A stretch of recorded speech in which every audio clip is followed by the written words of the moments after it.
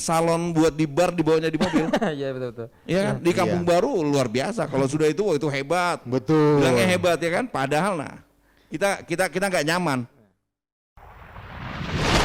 Anda masih mendengarkan Sersan Ngopi, serius santai ngobrol pagi-pagi.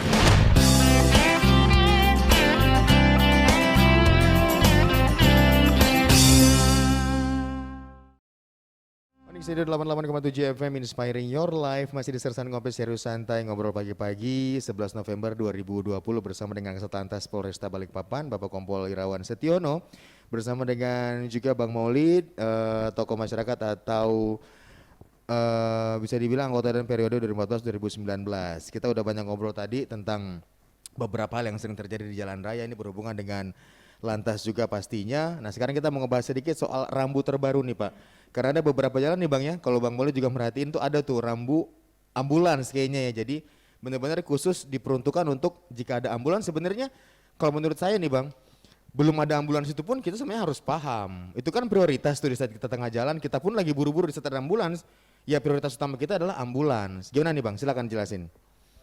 Terkait dengan rambu kendaraan prioritas, memang kami dari Satlantas dengan Dinas Perhubungan sudah melaksanakan koordinasi dan rapat bersama terkait dengan akan diterapkannya untuk jalur kendaraan prioritas tersebut.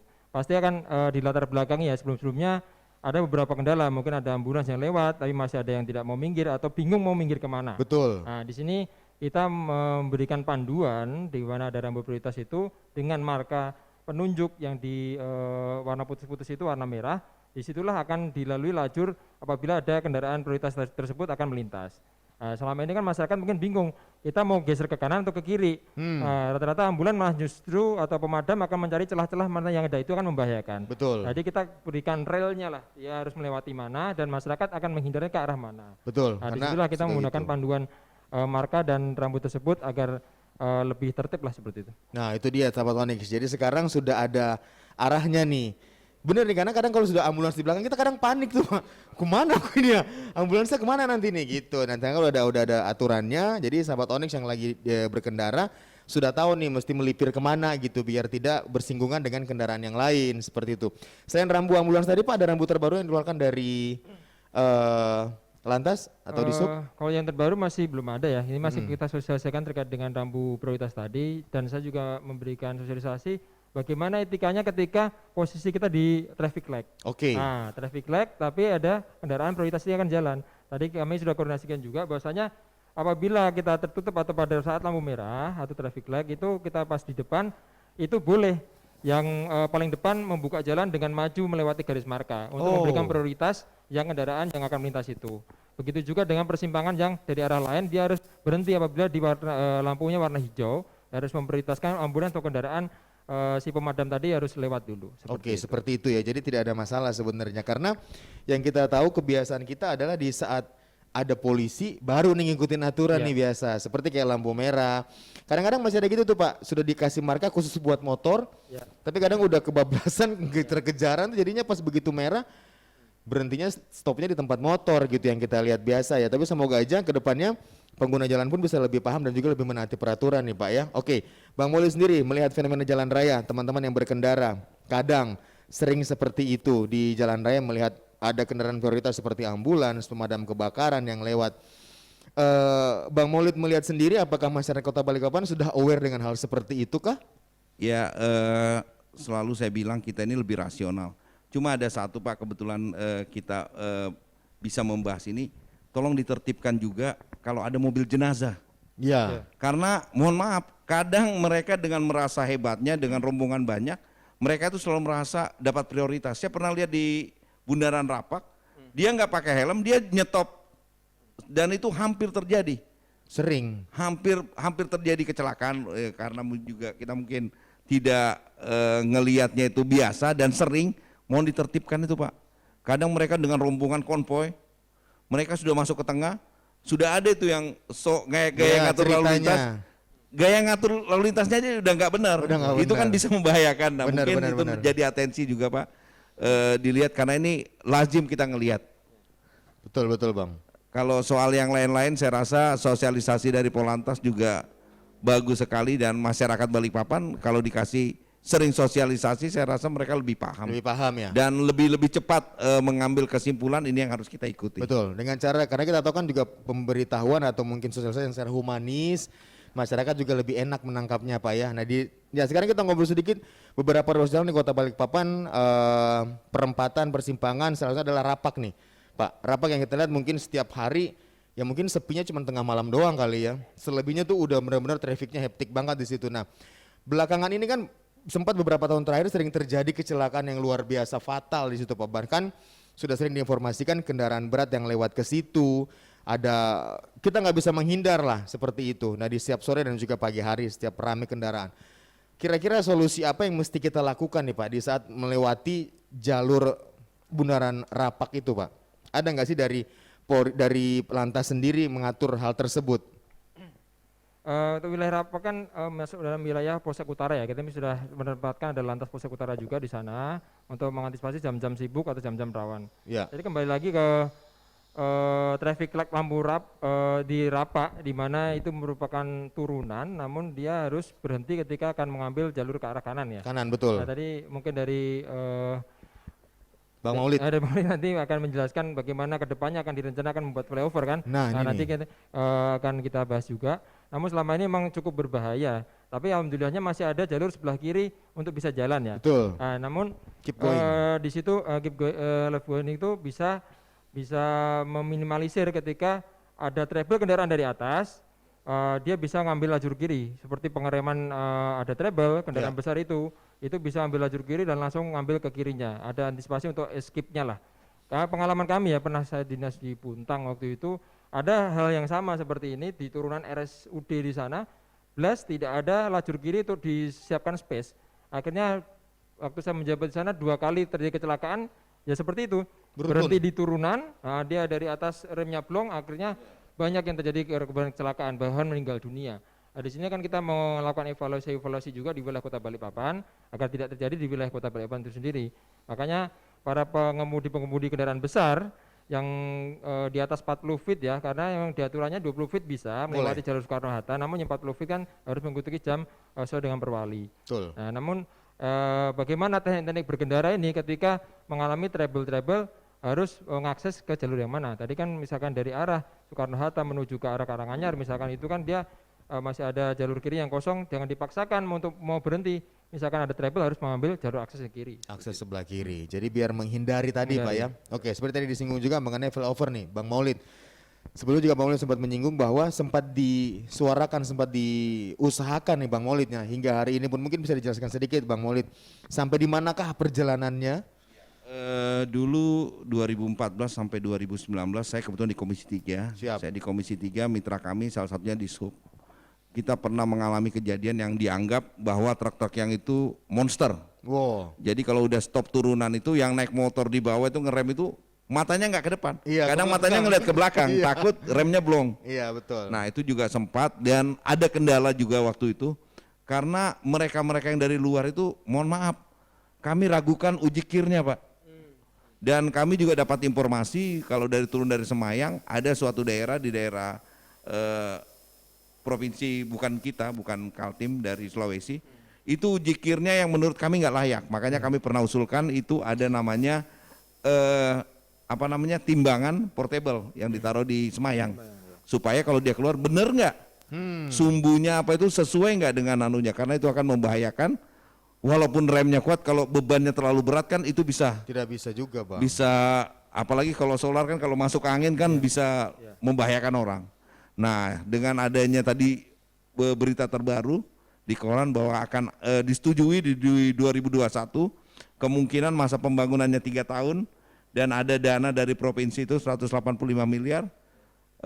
Tugasnya Balikpapan membebaskan lahan yang akan terkena dampak dari flyover itu, saya rasa itu solusi yang terbaik. Ya. Kami pernah juga membawa proposal, ada 3 yang kita ingin flyover kemarin, ya salah satunya Muara Rapak.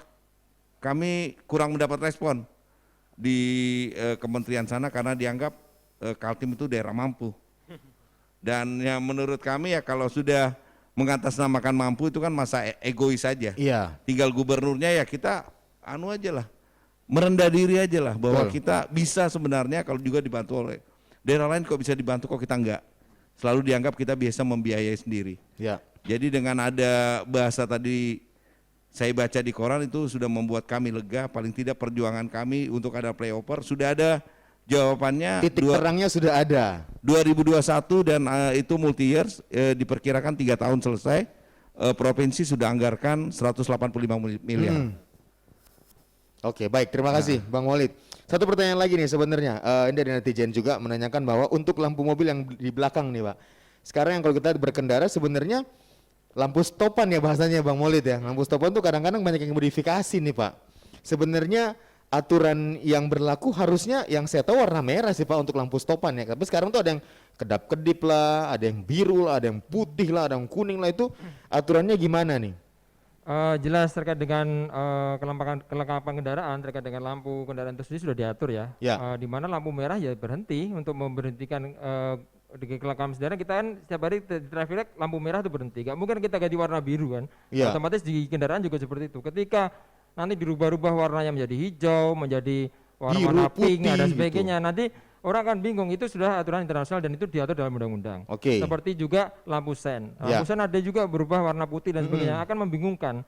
Ketika dia akan melakukan manuver atau akan berbelok, lampu sennya ini warnanya lain-lain, disitulah kita akan kembalikan ke aturan apabila terjadi kecelakaan. Nah. Itu akan kembali ke aturan. Nah, kamu misalkan Pak saya sudah sen, tapi sen warnanya apa?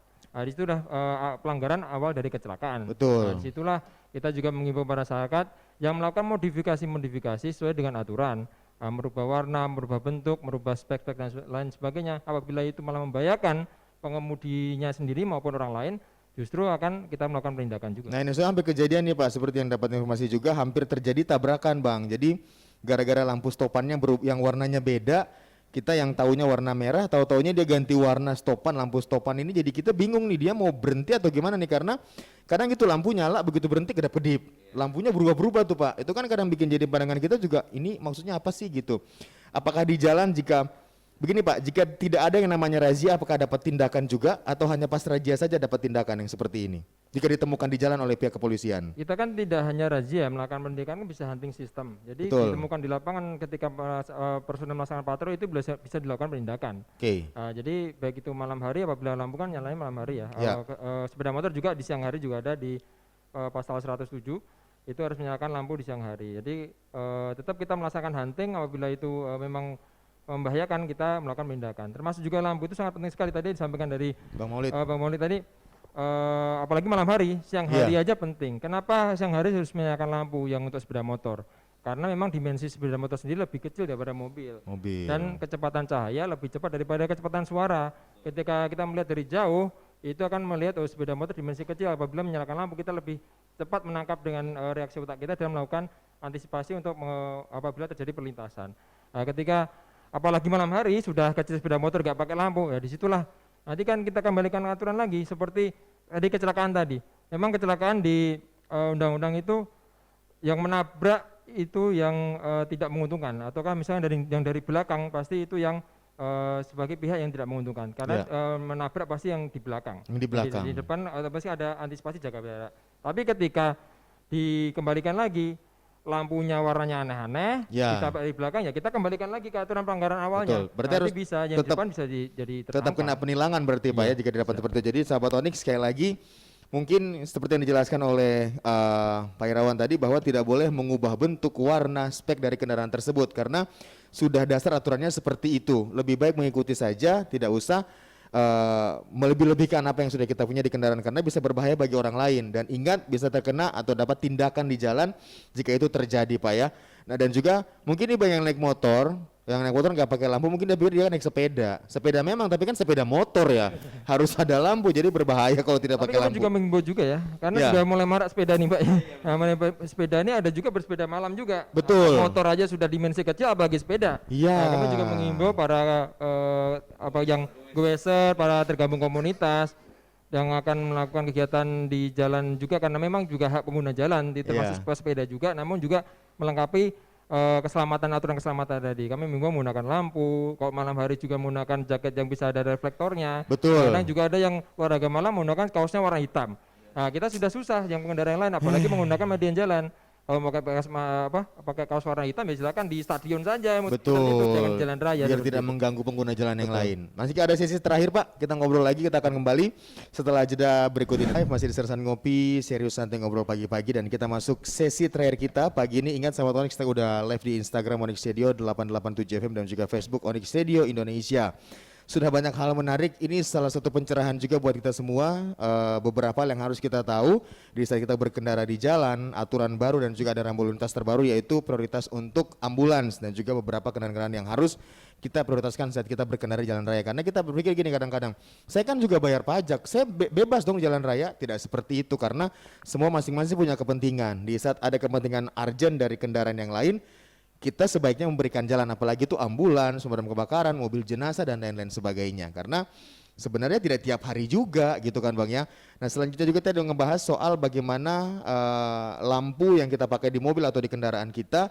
Karena sudah ada penetapan yang jelas, lampu stop ya warna merah, ratingnya warna kuning gitu, jangan sampai ngerubah. Sebenarnya mungkin yang ingin kita tanyakan juga kepada mungkin Bang Maulid juga sebagai pemerhati kota, Pak Irawan juga selaku Kasat Lantas Polresta Balikpapan, ada nggak sih Pak edukasi langsung ke teman-teman variasi mobil? Karena banyak banget nih di Balikpapan, bahkan di kota besar variasi mobil nih. Kadang-kadang mereka tidak menawarkan, tapi itu dagangan mereka. Mereka nggak menawarkan, tapi si pemilik ini nanya gitu, bisa nggak sih gitu? Bisa Mas, asal nggak dilihat polisi aja. Ya nggak mungkin kan mobilnya dipakai hari-hari. Gimana nih Pak? Ini memang kembali lagi ke peruntukan ya, karena pasal itu berlaku ketika ada terjadi pelanggaran di jalan raya. Ya. Karena di hulunya kan tidak diatur itu, dia mau jualan apa, tergantung penggunaannya. Penggunaannya. Nah, seperti knalpot racing bisa digunakan, memang diperjualbelikan untuk kegiatan olahraga, tapi tidak di kegiatan Jalan jalan raya. raya, seperti itu. Betul. Tapi tetap kita akan melakukan himbauan, dari sebatas himbauan juga akan memberikan beberapa himbauan kepada para pemilik usaha terkait dengan aksesoris itu untuk tidak sembarangan menjual itu. Jadi untuk berkeselamatan. Memang untuk berkeselamatan sendiri jelas kalau lampu itu memang tidak boleh. Ada knalpot racing kan harus memilah-milah ini kegiatan untuk apa, untuk berjualbelikan. Tapi sebenarnya itu yang kewenangan dari pada pembeli itu sendiri, dia penggunaannya untuk apa. Jadi ketika di jalan tetap kita melakukan penindakan. Oke baik, terima kasih Pak. Jadi sebenarnya kembali ke pribadi lagi nih. Iya. Jadi untuk keselamatan bersama yang nggak usah aneh-aneh lah, udah yang ada aja ya. Bang Maulid sendiri ngeliat seperti apa nih Bang Maulid? Ya, saya sangat berharap ini buat kita semua ya, keselamatan. Ada juga yang ya sok-sokan, maksudnya dilihat kalau saya itu pakai lampu rotari apa yang gede-gede, strobo. iya, strobo apa semua. Saya berharap di variasi-variasi, saya juga sering ngelihat teman-teman kan kadang beli pas dari Jakarta beli begini. Kalau ada himbauan dan paling tidak pembelinya itu tercatat, saya rasa itu juga menjadi edukasi. Kamu beli ini kan penggunaannya buat apa? Ya. Tercatat. Nanti ini di mana di Balikpapan kamu sebagai apa? Betul. Kamu di jalan tambang kah atau apa? Ya. Kalau jalan tambang mungkin. Ya. Tapi kalau di jalan-jalan umum Ya kan buat apa? kadang kan cuma buat gaya-gayaan. Betul. Sama ini angkot yang salon buat di bar dibawanya di mobil. Iya betul. Ya, di Kampung Iya. Baru luar biasa. Kalau sudah itu, wah, itu hebat. Betul. Bilangnya hebat ya kan. Padahal nah kita nggak nyaman. Benar, Ya, maksud saya disesuaikan lah kapasitas angkotmu sama suara salonmu bagaimana. Setoran sama ininya nggak sesuai Iya, kadang benar mereka, ya. tapi mereka saya tanya kenapa bisa beli itu? Mereka arisan. Oh. Mereka arisan. Arisan, Jadi ya. misalnya teman ini merek ini, saya nanti arisan saya lebih mereknya ini. Sound Dan system. pernah saya dapat Pak, TV 29 in ditaruh. Iya, TV 29 in. Aku bilang, kenapa nggak sekalian kulkas ke bawah itu? Terus dia bilang, saya yang pertama Pak. Mereka paling suka Pak, dia bilang, saya yang pertama. Supir angkot dan mohon maaf, bukan orang Balikpapan. Oh. Dari itu negeri ya. jiran ya kan. Betul, Ke sini betul. ya itu ya saya bilang kamu biasa aturan, kalau orang Balikpapan orangnya rasional. Betul. Cuma mereka buat gaya-gayaan. Jadi Sebenarnya. mudah-mudahan ada Pak Irawan. Begitulah Pak. Kalau saya kan suka, kita di masyarakat kan kita ngelihat gaya-gayanya mereka. Iya betul betul. Ya saya sampaikan karena kebetulan kapan lagi bisa ngobrol sama Pak Irawan di sini Iya, kan. benar, Saya benar, ceritakan juga Bapak, oh ini berarti modusnya ini ya. Iya. Modusnya buat gaya. Mereka arisan itu. Kamu merek apa? Saya Sony, oh saya mau Pioneer. Gaya-gayain penuhin sound system di angkot, tapi istri anak di rumah belum tentu makan ya kayaknya ya. Dan itu kan pernah dikomentari sama mantan istrinya siapa? Ahmad Dhani kan, Maya Iya, kan. Maya. Saya di seluruh Indonesia saya paling akui angkotnya Balikpapan. Oke. sudah bersih, soundnya mantap, kayak di ruang karaoke. Sebenarnya itu Iya. sindiran halus Bang sebenarnya. Sindiran ya. halus. Sindiran halus Iya. sebenarnya. Tapi namanya supir-supir dari sana kan dia tambah pembualan. Iya, ya. jadinya tambah Coba lihat merasa kamu, iya. hebat ya. Seperti itu Bang. Oke, ini terakhir pertanyaan buat Bang Irawan nih. Pemberlakuan hukum di jalan. Karena biasa yang kita tadi bilang adalah yang besar harus mengalah sama yang kecil nih. Kalau mobil sama motor, mobil yang salah. Motor sama orang, biasanya motornya yang salah. Nggak mungkin orangnya gitu. Meskipun kadang-kadang kita dapetin contoh orang nyebrang sembarangan. Orang jalan di lajur sembarangan gitu loh. Ini gimana Pak untuk menyikapi hal tersebut? Ini kami berusaha juga melakukan sosialisasi ya. Beda dengan Undang-Undang Nomor 22 Tahun 2009 ini, sebelumnya ada Undang-Undang Nomor 14 Tahun 92. Memang dulu ada pameo seperti itu, yang besar pasti itu yang disalahkan. Salahkan, Di betul. Undang-Undang Nomor 22 tidak, dan kita sudah melakukan beberapa penyelidikan pemberkasan berkas kecelakaan itu banyak kita sesuai dengan SKTKP hak-hak mana yang menguntungkan dan tidak. Seperti contohnya yang kemarin misalkan ya dari dua arah berlawanan ataukah dari satu arah lah, di satu arah kendaraan mobil menabrak sepeda motor yang di depannya misalkan gitu, itu Ya. jelas mobil yang dari belakang salah. Ya, Seperti halnya kemarin waktu di Tanjakan Mazda itu ada kecelakaan pejalan kaki yang akan menyeberang ditabrak kendaraan 40 feet yang dari arah Wika mau ke nanjak ke arah Mazda. Di situ kita melakukan penghentian penyidikan atau SP3, memang korban pejalan kaki meninggal dunia. Di sini kita menyimpulkan atau interpretasi atau kesimpulannya adalah tidak semua jalan itu bisa untuk menyeberang jalan. Di pasal 132 itu sudah dijelaskan juga setiap pengguna jalan atau bagian jalan itu diperuntukkan bagi pejalan kaki di jalan yang paling tepi itu apabila berjalan. Yang kedua, menyeberang di tempat yang telah ditentukan. betul. Nah, itu ada zebra cross Zebra cross. atau ada JPU atau jembatan penyeberangan orang. Nah, Ya. seperti itu. Begitu juga di ayat 2-nya, dalam hal ini tidak terdapat, apabila tidak terdapat penyeberangan jalan, itu bisa menyeberang asal memperhatikan keselamatan. Betul. Nah, apabila kemarin kita lihat SKTKP juga, jarak dari kendaraan turun dari arah Wika itu menuju ke arah Tanjakan Tanjakan Mazda? Mazda itu kurang lebih masih ada 300 meter. Pasti dia akan bisa melihat si Pengendara. Si si pejalan pejalan kaki kaki. ini. Dan itu sudah melakukan klakson dan melakukan pengereman. Tapi tidak diindahkan. Memang apakah ada masalah-masalah lain terkait dengan si pejalan kaki itu sendiri atau sembarang tempat orang bisa menyeberang. Betul. Seperti jadi jangan sampai ngerasa saya jalan kaki kok nggak mungkin saya disalahkan, nggak bisa, tapi bisa menyeberang tidak sesuai tempatnya ya mohon maaf, situ juga salah karena ada zebra cross. Tapi kan kejauhan Mas, pilih mana selamat atau tidak gitu. Karena kita bukan cuma sekali lagi bukan cuma kita yang berkendara atau ada di jalan raya, orang juga perlu gitu. Itulah gunanya saling peduli dengan yang lain saat berkendara. Oke, Bang Mulid terakhir sebelum kita closing statement untuk Sersan Kopi hari ini. Silakan Bang. Ya dengan penjelasan tadi saya berharap semua pendengar Onyx dapat ilmu lagi kita. Betul. Banyak pemahaman yang kita belum disosialisasikan. Dengan adanya Radio Onyx kita sudah dapat duluan. Ya. Mudah-mudahan semangat Hari Pahlawan itu yang sama tadi saya bisa bilang. Polantas juga menjadi pahlawan buat kita. Siap. Di segala bidang kita berbuat untuk orang banyak, buat kebaikan kita itu juga disebut pahlawan. Dan saya berharap dengan edukasi yang begini permasalahan kita bisa ditindaklanjuti. Saya yakin atensi yang saya ceritakan itulah fenomena yang nyata yang ada di Balikpapan, dan saya rasa Pak Irawan dengan jajarannya pasti bisa menindaklanjuti untuk kenyamanan kita berlalu lintas bersama. Terima kasih Bang Maulid. Ya. Dari Pak Irawan terakhir. Terima kasih dari Bang Maulid juga. Kami juga merasa mendapat banyak masukan ya, karena mungkin beliau sering ngobrol dengan kelompok-kelompok yang di bawah juga. Kita juga menyampaikan beberapa permasalahan-permasalahan tadi, dan intinya yang kami tangkap dari Bang Maulid juga itu juga cukup akan menjadi atensi kami. Masyarakat Balikpapan adalah masyarakat yang rasional. Jadi apabila diberikan penjelasan yang rasional, pasti akan juga mengerti. Jadi pasti akan menanyakan, saya yakin kok banyak yang di Instagram, di media sosial itu banyak kritis. Ini maksudnya apa? Nah, apabila kita memberikan penjelasan yang rasional, mereka akan menerima dengan rasional juga. Betul Tapi sekali. kalau misalkan kita jelaskan dengan pokok ya itu pasti beda lagi. Jadi ada maksud dan tujuannya itu apa. Seperti rambu tadi maksudnya apa dan sebagainya. Pasti akan ternyata ini nggak boleh ini karena apa. Ada Dampaknya maksud sudah dan apa. tujuan. Memasang lampu sen warna yang lain maksudnya apa. Betul. Jadi disitulah biar kembali kepada kesadaran yang untuk ditingkatkan. Demi untuk setelah hasil ANEF operasi zebra juga kita ke depannya juga ini juga baru-baru juga ada kecelakaan. Mari kita budayakan tertib lalu lintas itu sebagai budaya sendiri Kota Balikpapan ini. Jadi kita saling menjaga situasi yang kondusif dan saling menghargai sopan santun di jalan raya, karena keselamatan tidak hanya untuk diri kita sendiri tapi untuk orang lain. Untuk orang lain. Terima kasih Bapak Kompol Irawan Setiono selaku Kasat Lantas Polresta Balikpapan. Terima kasih Bang Moli juga pemerhati kota sudah hadir di Sersan Ngopi pada hari ini. Itu sama begini sahabat Onyx, patuhi rambu lalu lintas yang ada di jalan raya demi kenyamanan dan keamanan dalam berkendara. Tidak mesti menjadi pahlawan di medan perang, tapi menjadi pahlawan di jalan raya itu lebih baik. Dari hal kecil kita bisa menjadikan semuanya menjadi lebih baik. Baiklah sahabat Onyx, saya Rega Dinata untuk Sersan Ngopi hari ini. Sampai ketemu lagi di Sersan Ngopi minggu depan. Thanks for listening, thanks for watching, and be inspired. Selamat pagi.